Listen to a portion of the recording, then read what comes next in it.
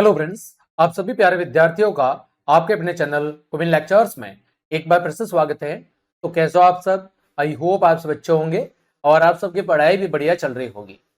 तो प्यारे रसगुल्लो, कक्षा 6 सामाजिक विज्ञान की सीरीज में हमने आपके अध्याय 1 से लेकर 12 तक सभी के अभ्यास प्रश्न करवा रखे हैं।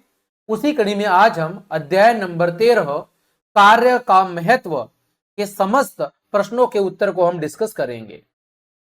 यदि आपने पुरानी क्लास नहीं देखी है तो उन सभी की लिंक आपको वीडियो के डिस्क्रिप्शन में मिल जाएगी, जिसमें हमारी सामाजिक विज्ञान, विज्ञान, वर्कबुक, वो सब क्लासेस आपको प्लेलिस्ट के ऊपर मिल जाएगी और उनकी लिंक आपको वीडियो के डिस्क्रिप्शन में भी दी गई है। वहां से आप बाकी सब क्लासेस को आराम से देख सकते हैं। तो आज की क्लास में हम अध्याय नंबर 13 के पाठ के भीतर दिए गए और अभ्यास के समस्त प्रश्नों के उत्तर आज की इस एक क्लास के अंदर बहुत अच्छे से जानेंगे। तो आप सभी प्यारे विद्यार्थियों से रिक्वेस्ट है कि जल्दी से जल्दी अपने दोस्त लोगों को भी शेयर कीजिए और ज्यादा से ज्यादा चैनल को अपने दोस्त लोगों के साथ शेयर कीजिए, ताकि आपके जो मित्र लोग हैं वो भी हमारे चैनल से जुड़ सके और बिल्कुल निःशुल्क पढ़ाई का आनंद ले सके। तो चलिए क्लास हम शुरू करते हैं। सबसे पहले बात करते हैं पेज नंबर 183 पर दिए गए प्रश्न की। पहला प्रश्न है, लोग किन किन तरह की गतिविधियों में संलग्न रहते हैं। प्रश्न क्या कह रहा है कि लोग किन किन तरह की गतिविधियों के अंदर संलग्न रहते हैं, यानी किस किस प्रकार की वो गतिविधियों के अंदर व्यस्त रहते हैं। तो देखो प्यारे विद्यार्थियों, जब हम अपने आसपास के वातावरण में देखते हैं तो हमें अलग अलग काम करते हुए लोग दिखाई देते हैं। जैसे यहां पर देखो, पहले चित्र के अंदर एक जो व्यक्ति हैं वो बच्चों को हो सकता है पढ़ाई करवा रहे हैं या कुछ कहानियां सुनाने का काम कर रहे हैं। जैसे यहाँ पर ग्लोब भी दिया हुआ है तो ऐसे लग रहा है कि वो बच्चों को पढ़ाने का काम कर रहे हैं। दूसरे चित्र के अंदर जो दादाजी हैं वो खेती से संबंधित कुछ काम कर रहे हैं। तीसरे चित्र के अंदर दादाजी दुकान से कुछ खाने पीने की चीज खरीद रहे हैं। चौथे चित्र के अंदर एक कपड़े वाले की दुकान दिख रही है हमें। पांचवें चित्र में एक महिला सिलाई मशीन का उपयोग करते हुए दिख रही है। अगले चित्र के अंदर एक व्यक्ति कंप्यूटर सिखा रहा है। अगला चित्र है वो एक कपड़े की दुकान का है और लास्ट वाला चित्र है वो किसी कृषि मंडी का है। इसी तरह यहाँ पर देखो, एक महिला कुछ भाषण वगैरह दे रही है। दूसरे चित्र में एक व्यक्ति कुछ ड्राइविंग कर रहा है। यहाँ पर ये गाड़ियों के निर्माण का काम कर रहा है। इधर ये महिला और व्यक्ति घर के अंदर समझ लीजिए ऐसा लग रहा है खाना बनाने का काम कर रहे हैं। इधर एक महिला अपने बच्चों को कुछ पढ़ा रही है और इधर एक वृद्ध महिला और एक बच्ची पेड़ पौधों की सेवा कर रही है। तो इन सभी प्रकार के चित्रों से हमें यह नजर आ रहा है कि जब हम अपने आसपास के वातावरण में देखते हैं तो लोग हमें अलग अलग तरह के कार्यों के अंदर संलग्न नजर आते हैं। तो इन सभी चित्रों से हमें दो चीजें समझ में आ रही है कि जो लोग हैं वो दो तरह की गतिविधियों में शामिल हैं। एक गतिविधियां जहां से इनकम आती है और दूसरी गतिविधियां जहां से इनकम नहीं होती लेकिन वो एक अपने परिवार या समाज के लिए जरूरी होती है ना। जैसे घर के अंदर महिला और पुरुष मिला के खाना पका रहे हैं तो यहां से कोई इनकम नहीं हो रही है लेकिन ये अपने परिवार के देखभाल के लिए जरूरी है। तो हमारे आसपास होने वाले जितनी भी गतिविधियां हैं उन गतिविधियों को हम दो तरह की गतिविधियों के अंदर बांटते हैं। कितनी तरह की? दो तरह की गतिविधियों के अंदर हम बांटते हैं। वो दो तरह की गतिविधियां कौन सी है, एक बार मैं नाम बता देता हूं। एक है आर्थिक गतिविधियां। कौन सी है? एक है आपकी, वो है आर्थिक गतिविधियां, जहां से धन दौलत इनकम आती है, जो पैसा कमाने के लिए की जाती है। दूसरी कौन सी है? गैर आर्थिक गतिविधियां। कौन सी है? गैर आर्थिक गतिविधियां। यानी ये वो कार्य है, वो गतिविधियां है जो अपने परिवार और समाज के लिए जरूरी है लेकिन यहां से कोई पैसे या इनकम प्राप्त नहीं होती है। तो देखो, पहली है वो है आर्थिक गतिविधियां जो पैसा कमाने के लिए की जाती है। जैसे दुकानदार है वो सामान को बेचते हैं, वकील मुकदमों पर काम करते हैं, ड्राइवर सामान को ढोते हैं, अध्यापक विद्यालय में पढ़ाता है। तो इन सभी चीजों के बदले उन्हें क्या मिलते हैं? पैसे मिलते हैं, सैलरी मिलती है। तो पहली तो वो सारी गतिविधियां है जहां से पैसे मिलते हैं, इनकम प्राप्त होती है। दूसरी वो गतिविधियां है, वो है गैर आर्थिक गतिविधियां, जो केवल प्यार और देखभाल के लिए की जाती है। जैसे घर पर खाना बनाना, दादा दादी की मदद करना, त्योहारों पर सजावट करना, समाज के लिए वृक्षारोपण करना, फिर अपने आसपास के परिवेश में साफ सफाई के लिए साफ सफाई का ध्यान रखना, समय समय पर सफाई में योगदान देना। ये वो गतिविधियां हैं जो पैसों के लिए नहीं होती है, लेकिन फिर भी क्या है, फिर भी बहुत महत्वपूर्ण है। तो पहले प्रश्न का सीधा सा उत्तर है कि जब हम अपने आसपास के एरियाज में देखते हैं तो हमें दो तरह के लोग नजर आते हैं। पहले वो लोग जो पैसा कमाने के लिए कुछ न कुछ कार्य किया करते हैं, और दूसरे वो लोग जो काम तो हमें करते हुए दिखाई दे रहे हैं लेकिन वो पैसा कमाने के लिए नहीं होते हैं। तो इस तरह लोग दो तरह की गतिविधियों के अंदर व्यस्त रहते हैं, आर्थिक गतिविधियां और गैर आर्थिक गतिविधियां। आगे बढ़े लाडलो, दूसरा प्रश्न, हमारे जीवन में उनका क्या योगदान है? उनका मतलब किसका? आपके आर्थिक और गैर आर्थिक गतिविधियों का। किसका? हमारे जीवन के अंदर आर्थिक और गैर आर्थिक जो क्रियाएं हैं या जो गतिविधियां हैं, उनका हमारे जीवन में क्या योगदान है, वो हमें यहां पर बताना है। तो देखो, जो आर्थिक गतिविधियां हैं, वो आर्थिक गतिविधियों से हमें क्या प्राप्त होगा? धन प्राप्त होगा, पैसे प्राप्त होंगे। तो उन आर्थिक गतिविधियां वो हमें जरूरी चीजें देकर और अर्थव्यवस्था को चलाए रखकर क्या करती है? मदद करती है। यानी आर्थिक गतिविधियां जहां से हमें क्या प्राप्त होता है? जहां से हमें पैसे यानी कि इनकम होती है। उन इनकम से हम अपने जीवन की जरूरी चीजों को खरीद पाते हैं और हमारे देश की जो अर्थव्यवस्था है वो अच्छे से चल पाती है। फिर बात करें गैर आर्थिक गतिविधियां, ये वो गतिविधियां हैं जहां से पैसे तो नहीं मिलते लेकिन हमारे जीवन को खुशहाल और हमारे परिवार की देखभाल देख रेख करने के लिए, एक बेहतर सामाजिक जनजीवन के लिए ये गतिविधियां जरूरी है। ये गतिविधियां मजबूत रिश्तों और एक संवेदनशील समाज को बनाने में मदद करती है। भले ही इनमें पैसे की जरूरत न हो, लेकिन परिवार, समाज, रिश्ते, इनको बेहतर तरीके से चलाने के लिए क्या जरूरी है? गैर आर्थिक गतिविधियां जरूरी है। ठीक है, तो दोनों ही गतिविधियां, चाहे वो आर्थिक हो या गैर आर्थिक हो, व्यक्ति के जीवन के लिए जरूरी है। यहां पर देखो, पहली कौन सी क्रिया का चित्र दिया हुआ है? आर्थिक क्रिया का। ये कोई ठेकेदार लोग हैं जो क्या कर रहे हैं? एक पुल बनाने का काम कर रहे हैं। तो यहां से इन्हें क्या होगी? इनकम होगी। उस इनकम से ये लोग अपने जीवन यापन की जो जरूरी चीजें हैं उनको खरीद पाएंगे और इसी से देश की अर्थव्यवस्था भी चलेगी। आगे बात करें हम, अगला जो चित्र है वो किसका है? बैंकिंग का।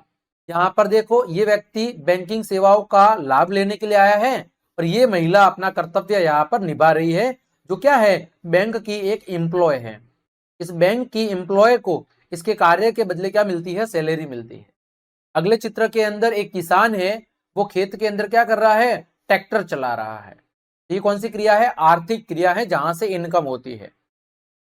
फिर अगला देखो, ये कौन सी क्रिया है? गैर आर्थिक।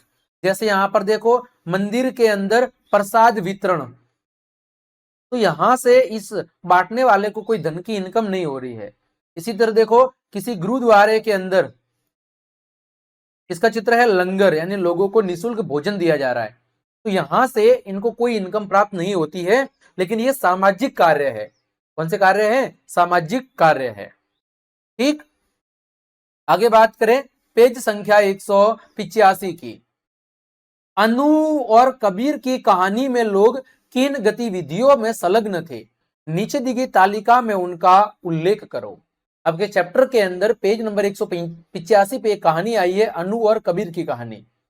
तो उस कहानी के अंदर जो लोग हैं वो कौन कौन से कार्यों अथवा गतिविधियों में व्यस्त थे, संलग्न हैं, उसमें लगे हुए हैं, वो आपको बताना है।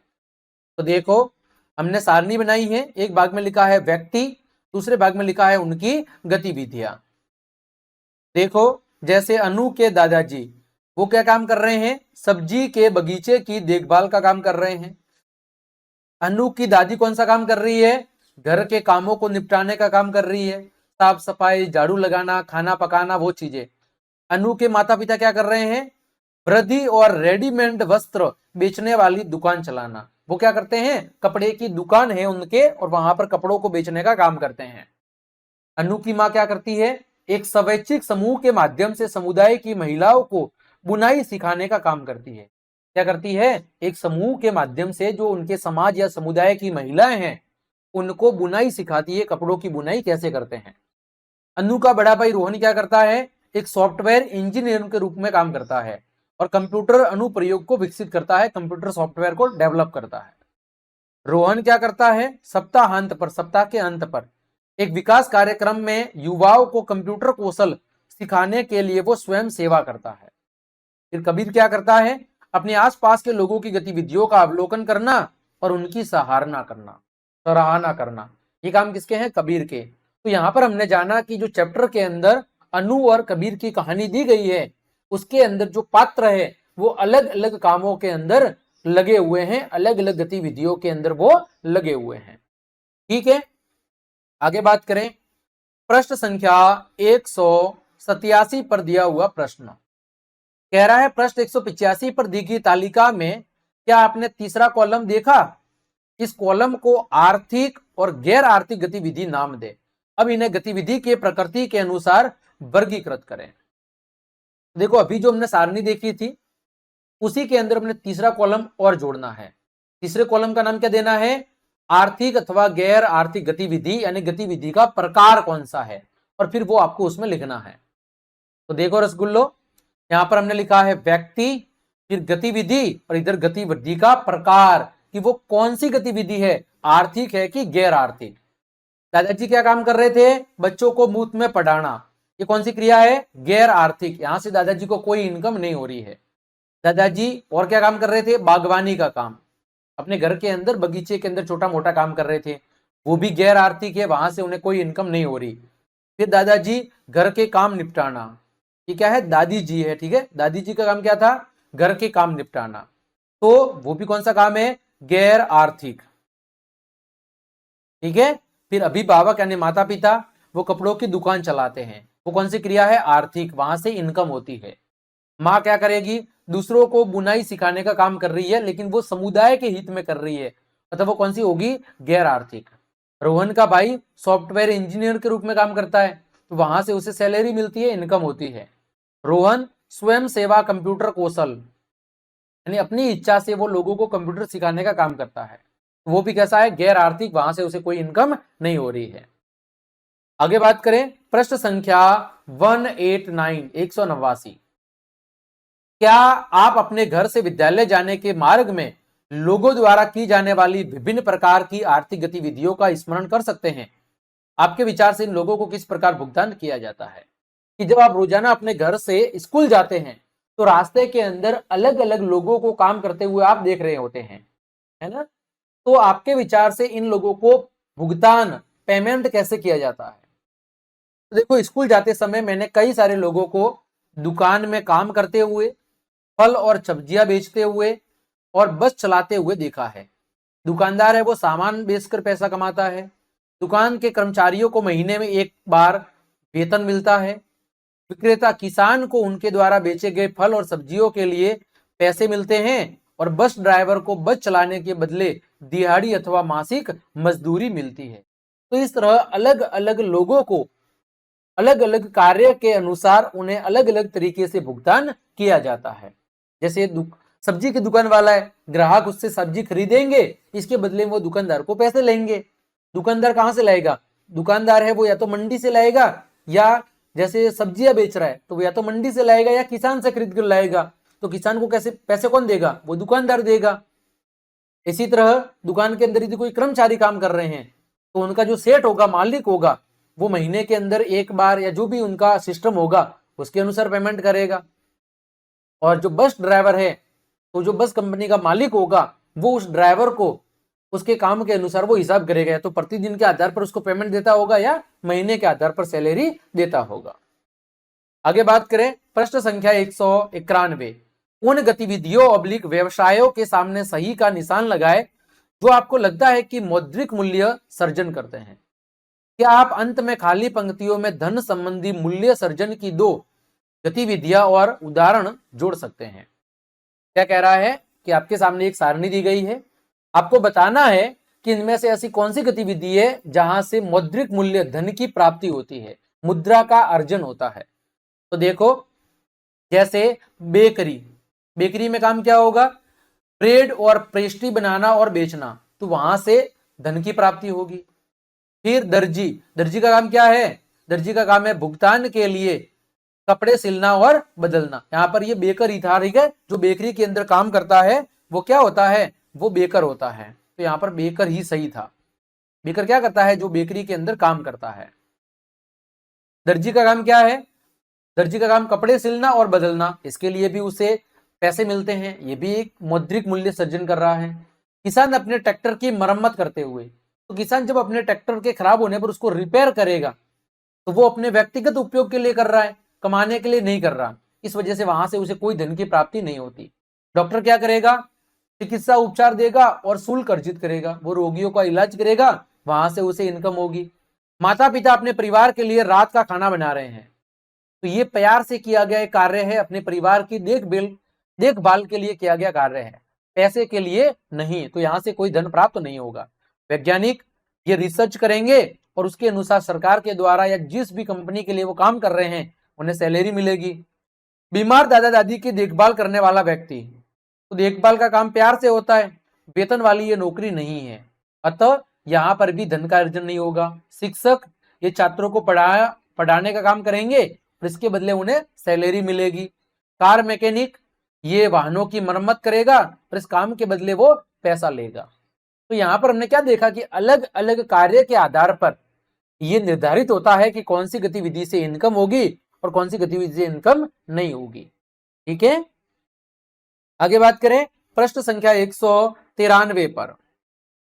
भारत के अनेक समुदायों में सामुदायिक सहभागिता की समान परंपरा है।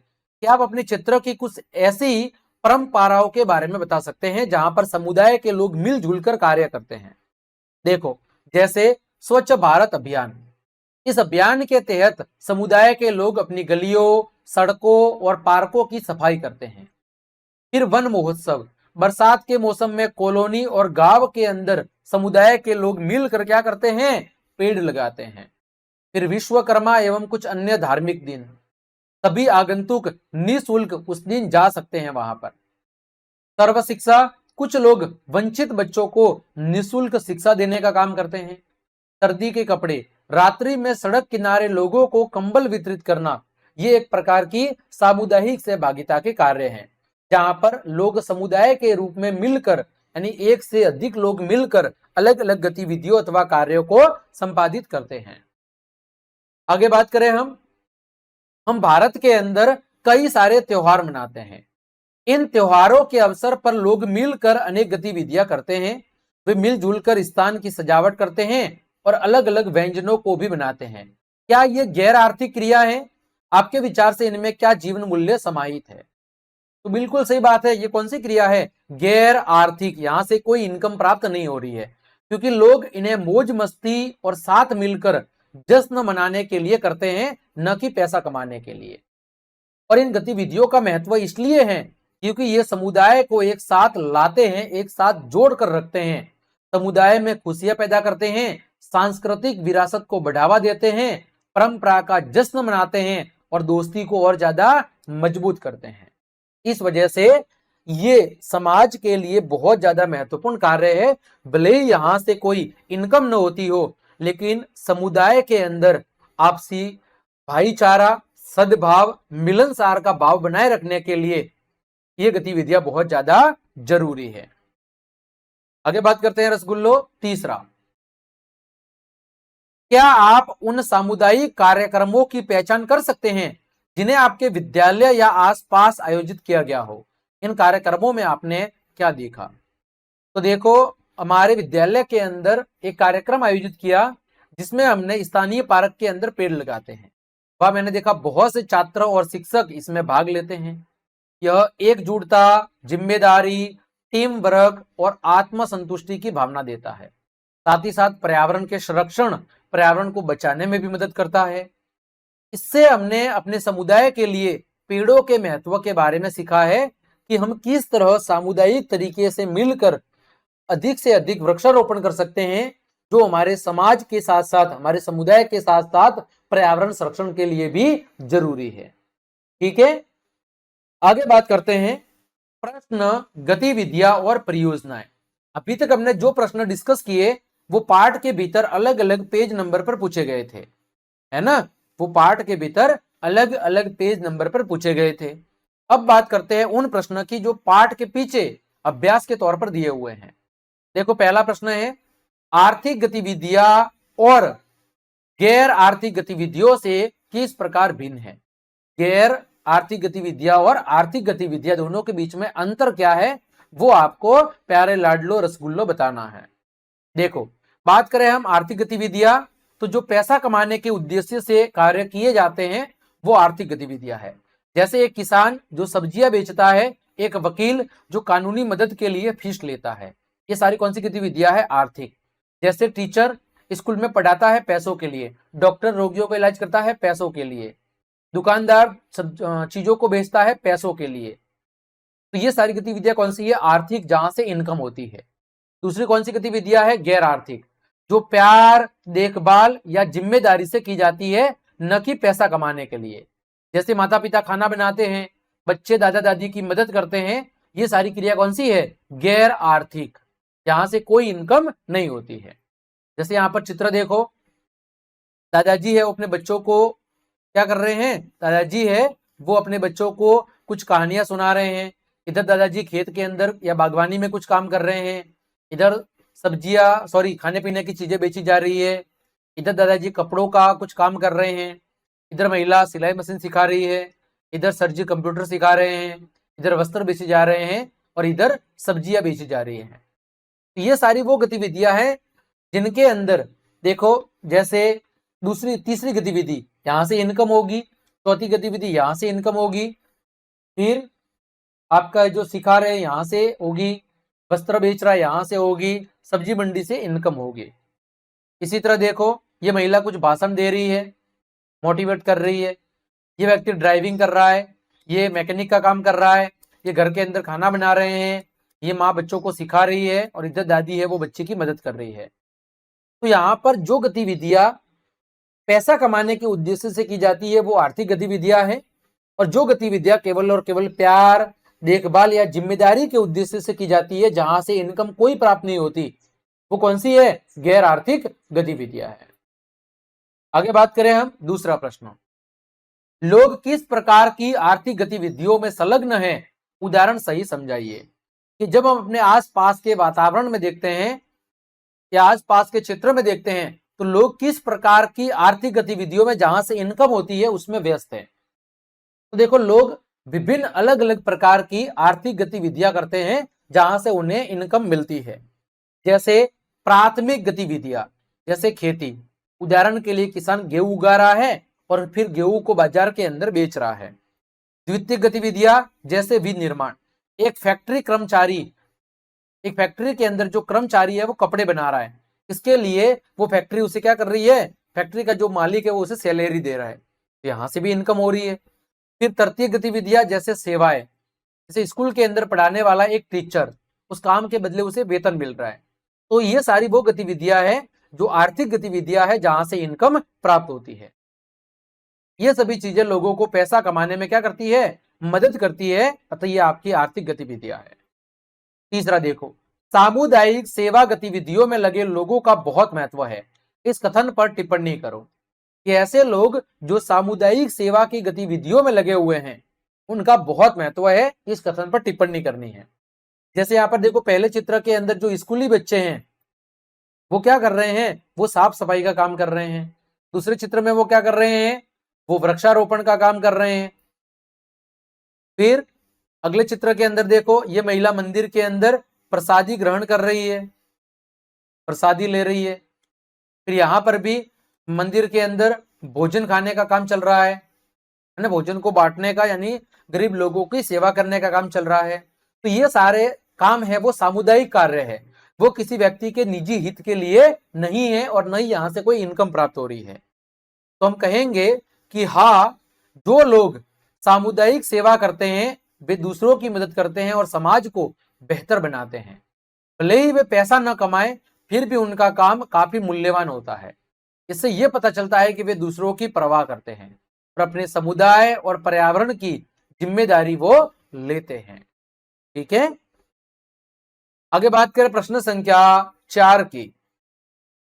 प्रश्न संख्या 4 कह रहा है विभिन्न आर्थिक गतिविधियों के लिए लोगों को किस प्रकार से मुआवजा दिया जाता है, कुछ उदाहरण देखो। विभिन्न आर्थिक गतिविधियों के लिए लोगों को किस प्रकार से मुआवजा दिया जाता है, उसके कुछ उदाहरण। तो देखो, आर्थिक गतिविधियां करने के लिए लोगों को अलग अलग तरीकों से पेमेंट किया जाता है। जैसे मजदूरी, इसमें या तो दैनिक यानी प्रतिदिन या साप्ताहिक 7 दिनों के आधार पर या मासिक भुगतान किया जाता है। जैसे एक निर्माण श्रमिक, निर्माण कार्य करने वाला कोई मजदूर। फिर वेतन, मासिक निश्चित आय, जैसे एक शिक्षक को एक महीने का उचित पेमेंट या सैलरी दी जाती है। फिर शुल्क, पेशेवर सेवाओं के लिए भुगतान किया जाता है, जैसे डॉक्टर या वकील, उनको उनकी सेवाओं के अनुसार पेमेंट किया जाता है। फिर वस्तु के रूप में भुगतान, गैर नकद भुगतान, जैसे पैसे की बजाय भोजन देना या सामान देना। उदाहरण के लिए सहायकों को कृषि उपज देना, जहां पर किसी वस्तु के बदले में उसको अपने कार्य के लिए भुगतान किया जाता है। ठीक है। फिर लाभ, व्यवसाय में अर्जित धन, जैसे दुकानदारी, इसके जरिए क्या किया जाता है, लोगों को चीजों को बेचकर वहां से एक्स्ट्रा इनकम प्राप्त की जाती है। फिर किराया, भूमि या संपत्ति को उपयोग के लिए देने से अर्जित धन। कई लोग क्या करते हैं, अपनी भूमि या संपत्ति को दूसरे लोगों को काम के लिए देते हैं, जहां से वो क्या करते हैं, सामने वाली पार्टी से इनकम लेते हैं, पैसे लेते हैं। तो इन अलग अलग तरीकों से आर्थिक गतिविधियों के लिए पैसों का भुगतान किया जाता है। जैसे यहां पर देखो, पहले काम के अंदर ये व्यक्ति है, इस दूसरे व्यक्ति को इस लकड़ियों के बंडल के बदले कुछ ना कुछ भुगतान कर रहा है। यहां पर देखो, ये दुकानदार एक कुर्सी को ग्राहक को बेच रहा है, तो इसके बदले वो भुगतान कर रहा है ना। तो प्यारे विद्यार्थियों, प्यारे लाडलो, प्यारे रसगुल्लो, आज की इस क्लास के अंदर हमने आपके अध्याय नंबर 13 कार्य का महत्व के पाठ के भीतर दिए गए और अभ्यास के समस्त प्रश्नों के उत्तर बहुत अच्छे से जान लिए हैं। उम्मीद करता हूं सभी प्रश्नों के उत्तर आपको बहुत अच्छे समझ में आए होंगे। तो क्लास देखने के लिए आप सभी का धन्यवाद। यदि आपको मेरी क्लास और ये मेहनत पसंद आई है तो फिर लाइक, कमेंट, शेयर और सब्सक्राइब जरूर करें। मिलते हैं अगली क्लास में, तब तक के लिए आप सबको जय हिंद, जय भारत।